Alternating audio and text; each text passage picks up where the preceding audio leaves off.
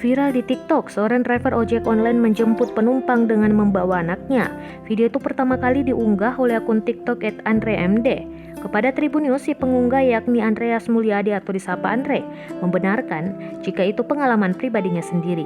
Andre mengatakan kisah itu terjadi pada hari Jumat 12 Februari 2021 lalu, sekitar pukul 11:30 malam. Saat itu, ia sedang memesan ojol untuk mengantarkannya dari daerah Kebun Jeruk menuju Puri Kembangan, Jakarta Barat. Lokasi penjemputan Andre dengan driver ini pun tidaklah terlalu jauh. Layaknya seorang penumpang, Andre mengonfirmasi penjemputan sesuai titik lokasi. Setelah menunggu sekitar 20 menit, driver ojol itu tak kunjung datang. Merasa khawatir, Andre mencoba menghubungi si driver. Saat mencoba menghubungi, sang driver meminta maaf karena dalam kondisi sedang bersama anaknya yang tak mau ditinggal. Andre mengaku sempat merasa kecewa karena telah menunggu cukup lama. Namun karena si driver itu akan menjemput sambil membawa anak, ia pun tetap memilih untuk menunggu driver itu datang.